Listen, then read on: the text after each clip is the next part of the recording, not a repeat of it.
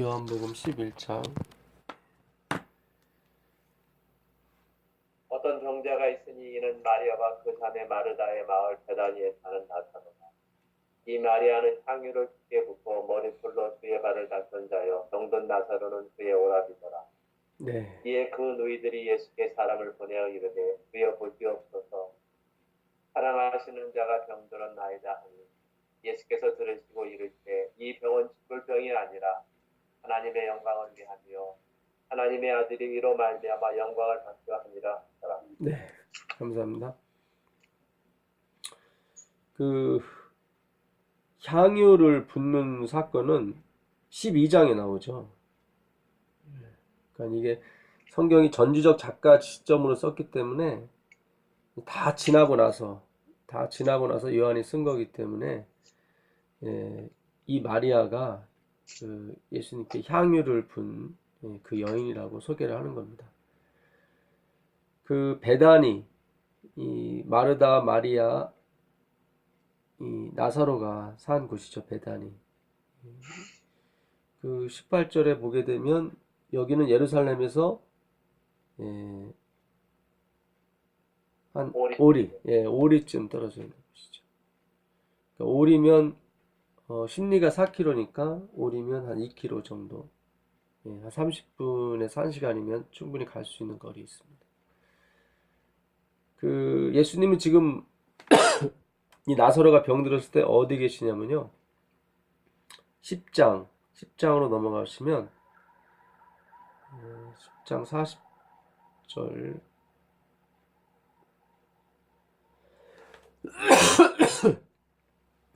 다시 요단강 저편 요한이 처음으로 침례 베풀던 곳에 가사 거기 거하시니. 그렇죠. 여기도 베단이에요. 요한복음 1장 28절 보시면 요한복음 1장 이 일은 요한이 침례 베풀던 곳 요단강 건너편 어디죠? 죄송합니다. 베다니에서 일어난 일이다. 그래서 예수님은 어디서 침례 받으셨냐면 베다니에서 침례를 받으셨습니다. 여기서 사실 스스로 아무것도 할 수 없는 그런 어떤 인간의 아이콘이 되신 거죠. 이 침례는 수장을 의미한다고 그랬죠. 죽는 것입니다. 그 다음부터는 이제는 아버지의 이름으로 성령의 능력으로 사신 거죠. 그래서 이 예수님이 지금 베다니에 계셨고 그 베다니는 요단강 건너편이었습니다. 그리고 나사로의 집, 마르다와 마리아 나사로의 집은 예루살렘에 있는 베다니였습니다. 거기는 예루살렘에서 예루살렘 동편에 있는데 한 2km 정도 떨어진 곳이죠. 그 엘렌 G 화이트 분의 글에 보게 되면 예수님은 자주 예루살렘에 오시면 이 나사로의 집에 가서 쉬셨습니다. 그래서 내 친구 나사로가 잠들었도다 그러시죠. 가서 깨우러 가자. 친구였습니다. 그래서 예수님을 이렇게 반가이 맞이해주고 또 예수님도 쉴 수 있는 그런 곳이었죠. 그 누가복음 10장에 보게 되면 이 나사로의 얘기가 나옵니다. 마리아 마르다죠. 나사로 얘기가 아니라 38절 보시면 그들이 길 갈 때에 예수께서 한 마을에 들어가심에 마르다라 이름하는 한 여자가 자기 집으로 영접하더라. 그에게 마리아라 하는 동생이 있어 주의 발치에 앉아 그의 말씀을 듣더니 마르다는 준비하는 일이 많아 마음이 분주한지라 예수께 나아가 이르되 주여 내 동생이 나 혼자 일하게 두는 것을 생각하지 아니하시나이까 그를 명하사 나를 도와주라 하소서. 주께서 대답하여 이르시되 마르다야 마르다야 네가 많은 일로 염려하고 근심하나 몇 가지만 하든지 혹은 한 가지만이라도 족하니라. 마리아는 이 좋은 편을 택하였으니 빼앗기지 아니하니라 하시대요. 예. 그래서 예수님을 대접을 했는데 이제 마리아는 예수님 발치에서 말씀을 듣고 있었고 마르다는 부엌에서 분주히 예수님을 대접할 음식을 준비하고 있었죠. 그러니까 신경질이 났죠, 마르다가. 그래서 예수님께 이제 마리아 좀 혼 좀 내시라고. 예? 지금 예수님 위해서 준비하고 있는데 자기는 준비도 안 하고 저렇게 말씀만 듣고 있다고. 그때 예수님께서 오히려 이 마리아의 편을 드시죠. 마리아는 이 좋은 편을 택하였으니 결코 빼앗기지 않을 것이다. 그래서 예수님께서 이 땅에 오신 목적은 사실은 뭐 죽은 사람 살리고 병자 고치고 그런 게 목적이 아니죠. 그 하나님의 이름, 하나님의 말씀을 세상 사람들에게 알리기 위해서 오신 거죠. 왜냐면 그 말씀이 우리를 영원히 살게 해주는 그 근원이 되기 때문입니다. 그래서 우리가 이 땅에서 구하는 어떤 기복적인 그런 것은 물론 우리가 예수님을 믿게 되면 꼴을 얻습니다. 먹고 사는 꼴도 얻는 게 맞습니다. 그러나 그것은 격가지, 그림자에 불과하고 쫓아오는 것이지 그것이 주 목적이 아닙니다. 나사로도 결국 죽었죠, 다시. 나사로가 마리아가 마르다가 진정 하나님께 원한 선물은 영생이죠. 하나님도 그걸 주길 원하시고요. 오늘 똑같이 우리에게 그런 말씀 하시는 겁니다. 근데 오늘날 우리의 그 기독교가 많이 기복적인 신앙이 됐죠. 왜냐하면 이 재물이라고 하는 거, 재물이라고 하는 것은 사람의 능력을 나타내거든요. 재물이 많으면 능력이 많은 거죠. 많은 일을 할 수 있다고 생각하는 거죠.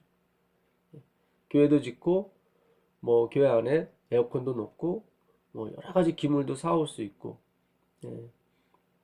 그래서 우리는 이 재물을 많이 모으려는 목적 중에 하나가 하나님께 충성하고자 하는 마음이거든요, 사실. 그러나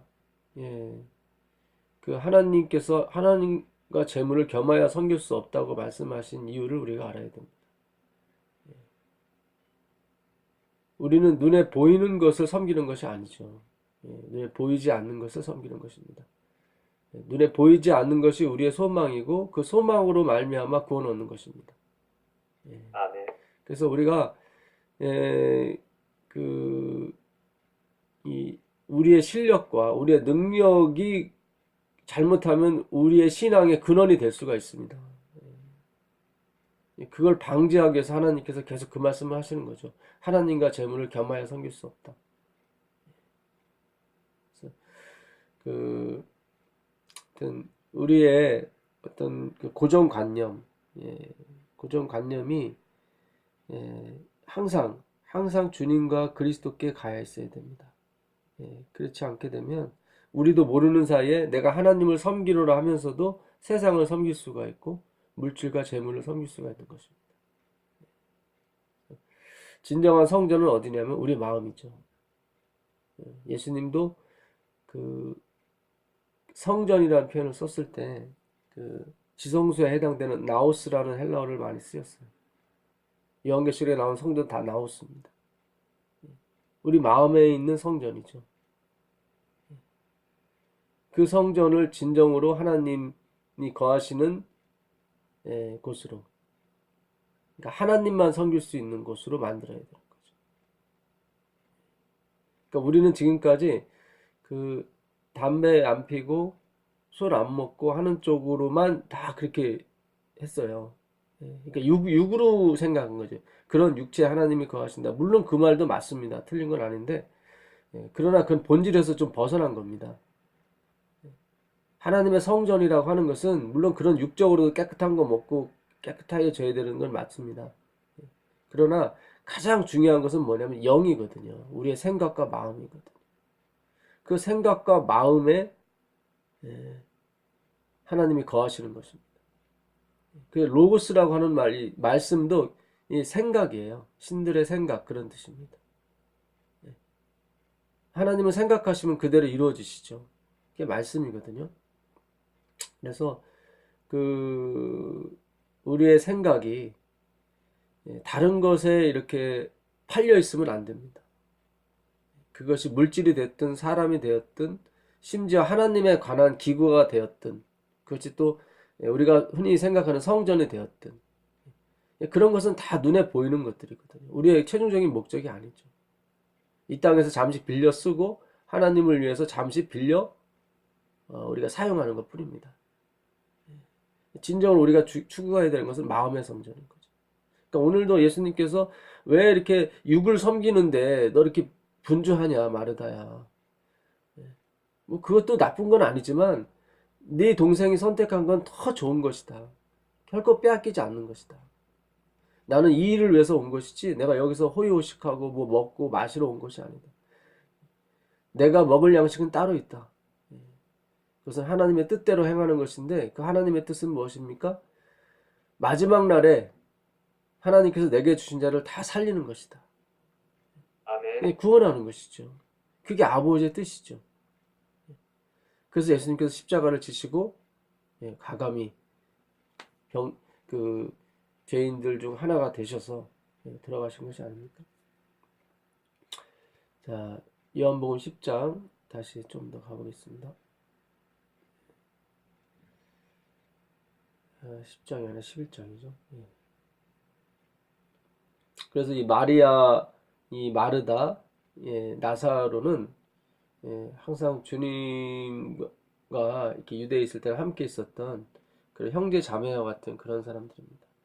그래서 마르다가 제일 큰 누나죠. 그 다음에 나사로, 그 다음에 마리아 이렇게 되어 있습니다. 그러니까 그 마리아의 오빠이며 마르다의 동생인 나사로가 죽을 병에 걸린 거죠. 그래서 예루살렘에 있는 베다니에서 요단강을 건너서 요단강 저편 베다니까지 오려면 하루길은 됐나 봐요. 그러니까 예수님이 이틀을 더 머무르시거든요. 베다니에. 그래서 다시 나사로를 깨우러 갑니다. 그때가 이제 나흘 됐었다고 그러죠. 나흘째. 그러니까 이미 예수님께 왔을 때 그 사람들이 와서 나사로가 병들었다고 했을 때는 이미 나사로가 죽었을 때입니다. 예. 그래서 예수님께서 사람을 보내어 이르되 4절이죠. 예수께서 들으시고 이르시되 이 병은 죽을 병이 아니라 하나님의 영광을 위함이요 하나님의 아들이 이로 말미암아 영광을 받게 하려 함이라 하시더라. 그래서 이 하나님 백성들의 가운데 일어나는 모든 일은 이 9장에서도 마찬가지지만 다 하나님의 영광을 위해서 쓰임 받을 것입니다. 예수께서 본래 마르다와 그 동생과 나사로를 사랑하시더니 나사로가 병들었다 함을 들으시고 그 계시던 곳에 이틀을 더 유하시고 그 후에 제자들에게 이르시되 유대로 가자 다시 가자 하시니 제자들이 말하되 라삐여 방금도 유대인들이 돌로 치려 하였는데 또 그리로 가시려 하나이까. 그렇죠. 9장에서 아버지와 나는 하나다 그랬더니 그들이 돌을 들어 치려고 했었죠. 제자들이 말리는 거죠. 위험하시다고. 예수께서 대답하시되 낮이 12시간이 아니냐. 사람이 낮에 다니면 이 세상의 빛을 봄으로 실족하지 아니하고 밤에 다니면 빛이 그 사람 안에 없는 거로 실족하느니라. 예수님께서는 세상의 빛이시죠. 근데 아직 내가 죽을 때가 된 건 아니다. 좀 더 있어야 된다. 이제 그 말씀이죠. 이 말씀을 하신 후에 또 이르시되 우리 친구 나사로가 잠들었도다. 그러나 내가 깨우러 가노라. 그러니까는 나사로의 죽음을 예수님은 잠들었다고 표현하시는 거죠. 요게 이제 우리가 이 성경의 진리를 주장한다고 하는 영월 멸설, 조건적 영월 불멸설입니다. 그게 근간이 되는 거죠. 그러니까 일반 개신교에서는 사람이 죽으면 바로 천국 가고 지옥 가고로 되어 있는데, 우리가 전하는 기별은 그것이 아니죠. 사람이 죽으면 자는 것이다. 그리고 잔다는 얘기는 다시 깬다는 얘기죠. 이게 바로 첫째 사망입니다. 제자들이 이르되 주여 잠들었으면 낫겠나이다 하더라. 예수는 그의 죽음을 가리켜 말씀하신 것이나 그들은 잠들어 쉬는 것을 가리켜 말씀하신 줄 생각하는지라. 이에 예수께서 밝히 이르시되 나사로가 뭐였죠? 죽었느니라. 그래서 우리가 전하는 기별이 성경적입니다. 하나님께서 호령과 천사장의 소리와 하나님의 나팔로 치니 하늘조차 강림하시니 죽은 자들이 먼저 일어나는 겁니다. 데살로니가전서 4장 16절 가보겠습니다.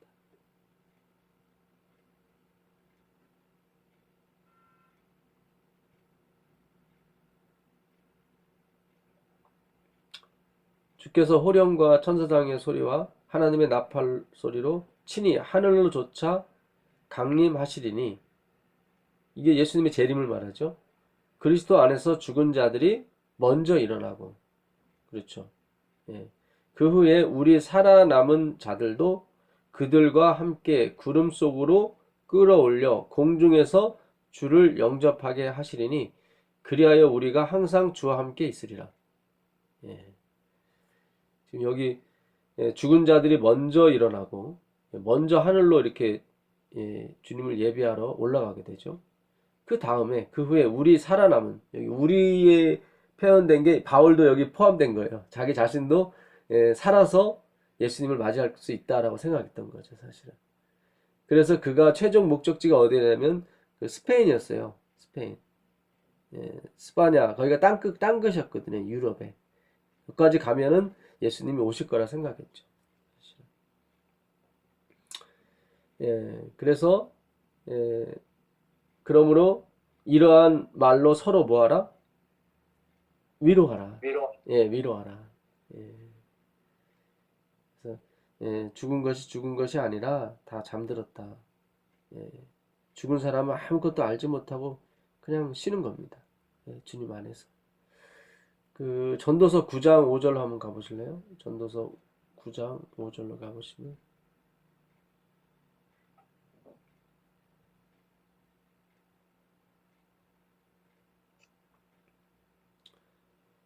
산 자들은 죽을 줄을 알되 죽은 자들은 아무것도 모르며 그들의 자신은 상을 받지 못하는 것, 그들의 이름이 잊어버린 바 되니. 네, 그렇죠. 여기 보면 산 자들은 죽을 줄을 알되 죽은 자들은 아무것도 모른다. 아무것도. 이 그 영혼 멸설 사상은 그 구약이나 신약이나 같습니다, 사실. 그래서 그 사탄이 뱀에 들어가서 하와를 꼬실 때 너희가 저 선악과를 먹는 날에 정령 죽지 않으리라 그랬죠. 그러니까 그 사상이 계속 지금도 가는 거예요. 안 죽는다는 거죠. 막 영은 살아서 막 움직이고 막 그런다는 얘기예요. 그게 이제는 그 선악과 사상에 그대로 그냥 가는 것입니다. 집요합니다, 사탄은. 자기의 주장을 끝까지. 그 사도행전 2장 34절 한번 가보실래요? 사도행전.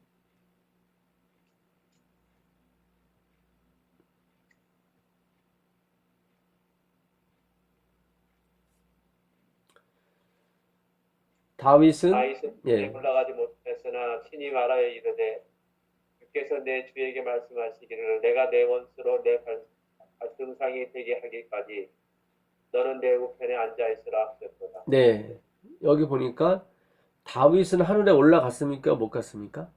못 갔. 예, 못 갔습니다. 다윗은 정말 하나님께서 내 마음에 합족한 자다, 내 마음에 합한 자라고 한 사람인데 이 사람도 하늘 못 갔어요. 다 잠들었죠. 아무것도 모릅니다. 그래서 이들은 비록 몇천 년 동안 잠을 자고 있지만 아무것도 모르기 때문에 예수님 오실 때 깨어나면은 그냥 잠깐 눈 깜짝할 사이에 예수님이 온 것처럼 느껴지죠, 사실은. 예. 그래서 의미적으로 말한다면 우리가 죽자마자 예수님 재림하는 건 맞습니다, 사실은. 그렇죠? 예, 의미적으로만 말한다면. 왜냐하면 죽은 사람은 아무것도 모르니까요. 예. 그러니까 오늘 우리가 주님 안에서 잠들었다 할지라도 그냥 눈 깜짝할 새 그냥 내가 잠들었다. 꿈도 꾸는 게 아니니까요. 예. 시간이 얼마나 흐른지를 모르니까 딱 눈 뜨면 예수님 재림입니다. 예. 너무 감사하죠. 예. 그 요한계시록 20장 10절을 보시면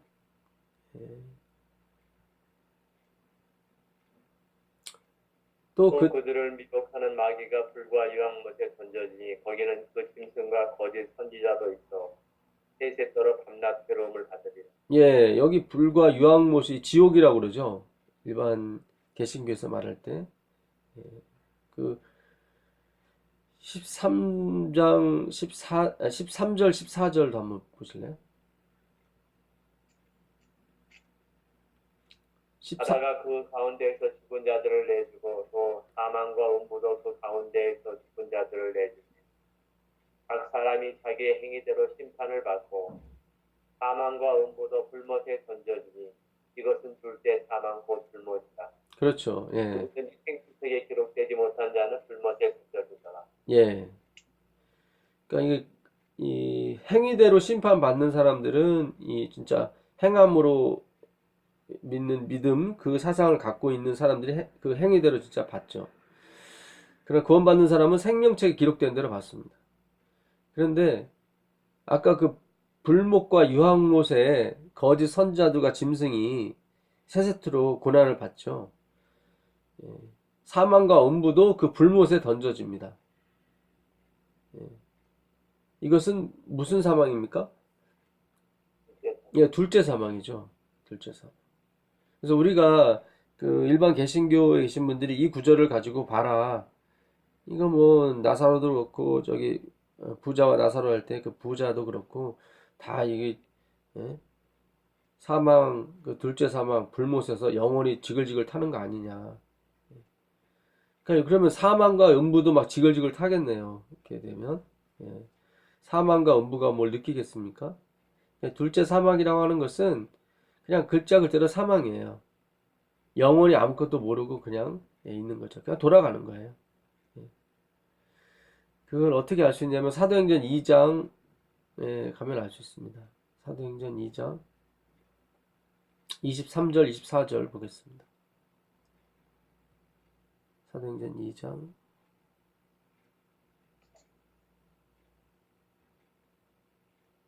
23절 24절 보겠습니다. 사도행전 2장 그가 하나님께서 정하신 뜻과 미리 아신 대로 내준 바 되었거늘 너희가 법 없는 자들의 손을 빌려 못 박아 죽였으나 하나님께서 그를 사망의 고통에서 풀어살리셨으니 이는 그가 사망에 매여 있을 수 없다. 그렇죠. 그러니까 예수님을 하나님께서 사망의 고통에서 풀어주셨다고 그래요. 그러니까 하나님은 사망을 뭘로 보셨냐면 고통으로 보신 거예요. 예. 그 십자가에 달려서 막 그 괴로워하시고 힘들어하는 그 6시간이 고통이 아니라 그것도 무슨 고통이지만 여기서 그걸 말하는 것이 아니죠. 예수님께서 그 잠드신 그 상태, 아무것도 모르고 잠드신 상태, 그 상태를 고통으로 본 거죠. 예. 그러니까 우리 살아있는 사람들이 봤을 때 죽은 것은 고통이죠, 사실은. 근데 죽은 사람은 아무것도 못 느끼니까 고통은 아닌데 살아있는 사람이 봤을 때는 고통이에요. 그게 하나님의 마음이고 그게 아버지의 마음이죠. 그러니까 둘째 사망, 그 영원한 불에서 지글지글 타는 게 아니라 모든 것이 그 불 속에서 사라지고 본래대로 다 돌아가는 것입니다. 흙으로 다 돌아가는 것입니다. 더 이상 깨는 상태가 없는 거죠. 진짜 사망인 거죠. 우리가 지금 사망을 잔다고 하는 것은 반드시 한번 깬다는 걸 전제로 하는 거 있거든요. 그래서 우리의 지금의 첫 번째 사망을 잔다고 하는 것입니다.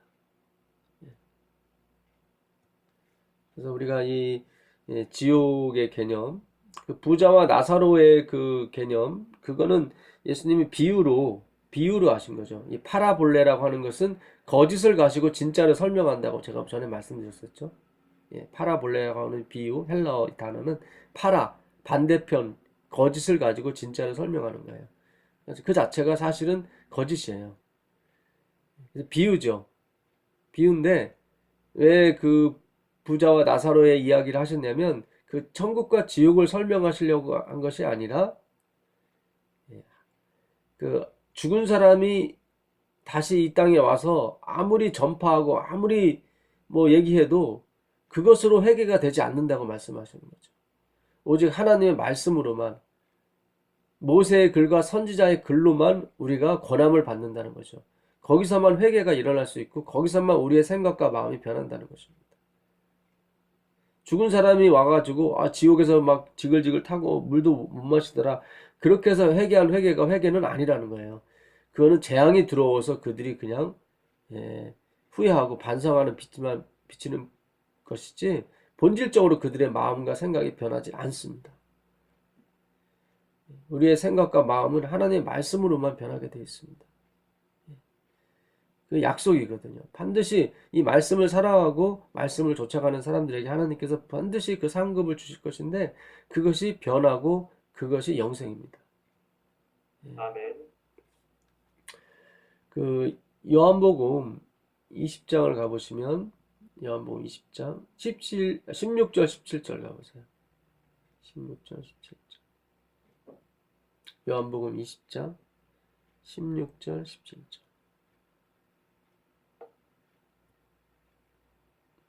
예수께서 마리아야 그거를 마리아가 돌이켜 히브리 말로 라보니 하니 이는 선생님이라는 말이라. 예수께서 이르시되 나를 붙들지 말라. 내가 아직 아버지께로 올라가지 아니하였노라. 너는 내 형제들에게 가서 이르되 내가 내 아버지 곧 너희 아버지 내 하나님 곧 너희 하나님께로 올라간다 하라. 네. 지금 예수님 부활하신 다음에 누가 제일 먼저 왔습니까? 마리아 막달라 마리아가 제일 먼저. 예수님 들어가실 때도 막달라 마리아 3명이 예수님 주위에 있었고요. 이 막달라 마리아가 아까 그 죽은 나사로의 동생입니다. 참 각별했어요. 예수님과 이 마리아 마르다 집안은 정말 각별했어요. 특별히 마리아는 누구의 말씀을 사랑했냐면 예수님의 말씀을 사랑했죠. 결국 말씀 안에서 우리가 한 형제 자매 되는 것입니다. 이 혈육의 이 관계는 그냥 하나님이 그냥 이렇게 이렇게 해주신 거지, 어떤 실질적인 우리의 진짜 예수님의 피가 우리의 몸에 흘러야 그게 형제고 자매고 그게 우리의 친족입니다. 그래서 그 예수님께서 부활하신 다음에 마리아를 보시고, 우는 마리아를 보시고 마리아야 나다. 그랬더니 아이고 이거 예수님 아닙니까? 랍비 선생님 아니십니까? 이 인사법이 그 종들이 그 주인의 그 발에 입 맞추거나 이렇게 붙드는 그것이 인사법이에요. 그래서 이제 마리아가 잡으려고 그랬죠. 예수님을 인사를 드리려고. 그랬더니 예수님께서 만지지 말라. 내가 아직 아버지께 올라가지 못했다. 그러니까 예수님께서 그 우편 강도에게 말씀하시기를, 내가 나와 함께 낙원에 오늘 있으리라. 그래서 마치 예수님이 죽자마자 낙원에 둘 다 같이 가는 것처럼 말씀하신 것으로 우리는 알고 있죠. 근데 그렇지 않아요. 그 오늘이라고 하는 헬라어가 그게 앞에서 있어요. 앞에. 그러니까 해석을 그러니까 먼저 해야 돼요. 내가 오늘 너에게 이르노니 이렇게 해석이 돼요. 근데 그 오늘자를 뒤에다 붙이는 바람에 이게 인간의 생각이 들어간 거죠. 그것도 잘못된 번역이죠. 내가 오늘 너한테 얘기하는데 정말 너가 나곤에 함께 있을 것이다. 나중을 얘기하는 것입니다. 그러니까 오늘 모든 사람이 나를 버리고 간 오늘, 내가 십자가에서 죽는 오늘, 모든 것을 다 이루는 오늘 내가 너한테 얘기하는데 너와 나와 함께 낙원에 있을 것이다. 이 성경에 이게 잘못 번역되고 잘못 이해되는 부분들이 사실 계속 나옵니다. 예. 원문은 그렇지 않은데 하나님께서 이 말씀에 더 더하는 자, 더 빼는 자는 내가 재앙을 더할 것이고 더 뺄 것이라고 말씀하십니다. 정말 두렵고 떨리는 마음으로 하나님의 말씀을 봐야 됩니다. 그 20장 1절도 보시면 안식 후 첫날 일찍이 아직 어두울 때 막달라 마리아가 무덤에 와서 둘이 무덤에서 돌이 옮겨진 것을 보고, 우리가 안식 후 첫날 하면 새벽으로 우리가 알잖아요. 근데 이 새벽이 아니에요. 원래 첫날 하면 해 지면서부터 유대인들은 첫날이거든요. 창세기 1장 빛이 있으라 하심에 빛이 있었고 하나님 보시기에 좋았더라. 그 다음에 처음에 나오는 게 아침입니까? 아니죠. 예, 저녁이 되며 아침이니 이는 첫째 날이라 이렇게 나오거든요. 저녁이 먼저 나와요. 해가 지면서부터 하루가 시작이 되거든요. 그 레위기서 23장에도 유월절을 지키면서 하시는 말씀이 너희가 안식일을 지킬 때 저녁부터 저녁 때까지 안식일을 지켜라 이렇게 말씀하시거든요. 항상 시작은 저녁이에요. 이걸 어떻게 이게 안식 후 첫날이 아침이 새벽이 아니라 저녁이라는 걸 어떻게 알 수 있냐면 같은 날 예수님께서 이제 마리아에게 이제 가서 제자들한테 알려라 하고 제자들 가운데 나타나세요. 그게 19절이에요. 마리아가 가서 아까 17절 이제 예수님을 보죠. 17절 보시고 그 다음에 18절 막달라 마리아가 가서 제자들에게 내가 주를 보았다 하고 또 주께서 자기에게 이렇게 말씀하셨다 이르니라. 갈릴리에서 보자 이제 그 말씀이죠. 이날 곧 안식 후 첫날 언제죠? 저녁. 예, 저녁 때 제자들이 유대인들을 두려워함으로 모인 곳에 문들을 닫았더니 무서워서 얘는 마가의 다락방에 문 닫고 있었죠. 이때가 언제냐면 안식 후 첫날 저녁이에요. 안식 후 첫날 저녁. 우리는 이거를 일요일 저녁으로 알고 있는데 그게 아닙니다. 안식 후 첫날. 토요일 그 안식일이 끝나고 그 저녁이에요. 그러니까 우리가 생각하는 그 일요일 저녁이 아니라 토요일 저녁입니다. 예수님은 3일 만에 내가 부활하겠다 하시면서 정말 이 제자들을 진짜 쉬지 않고 빨리 보기를 원하셨던 거죠. 그러니까 사실상 3일을 주님께서 이렇게 3일 만에 부활하신다는 그 약속을 지키시기는 맞아요. 맞는데 더 쉴 수도 있었죠. 예수님께 더 쉴 수도 있었는데 쉬지 않으시고 바로 해 떨어지자마자 바로 부활하신 거죠. 재림도 마찬가지입니다. 예수님이 가장 먼저 오고 싶어 하세요. 그래서 빨리 우리를 구원하시고 우리를 빨리 데려가고 싶어 하시고 이 지옥과 같은 세상에서 해방시키기를 원하시는 것이 그분의 뜻입니다. 그 초림의 부활을 하나님께서 그냥 해가 떨어지길 기다리시면서 있다가 그냥 떨어지자마자 해가 떨어지면 어떻게 해요? 아직도 빛이 좀 있죠? 어둑어둑하다고요. 캄캄한 게 아니에요. 미명이라고 그래요. 그거를 새벽 미명도 미명이지만 그 여명이라고 그러죠. 아직 빛이 남아있으면 해가 떨어지자마자 그때를 기다려서 예수님이 그냥 박차고 나오신 거예요. 누구를 보고 싶어서요?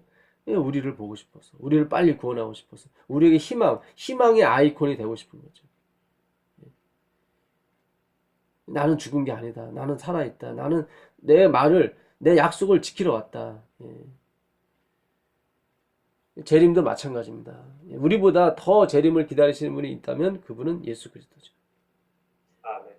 그래서 이 천국 복음이 땅 끝까지 증거되리니 그때야 끝이 오겠다고 말씀하신 걸 보시면 이 천국 복음이 얼마만큼 빨리 전달돼야 하는가를 주님께서 우리에게 암시하고 있는 것입니다.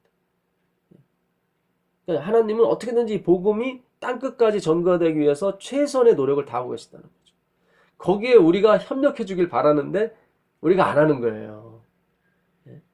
우리가 안 하는 거예요. 집도 사야 되고 땅도 사야 되고 시집 가야 되고 장가 가야 되고 다 그러는 거예요 지금. 그러니까 예수님 그러시잖아요. 누가 충실한 청지기가 돼서 이 천국 복음을 이 하나님 백성들에게 나눌 자가 누가 있겠느냐. 거의 없다는 거죠.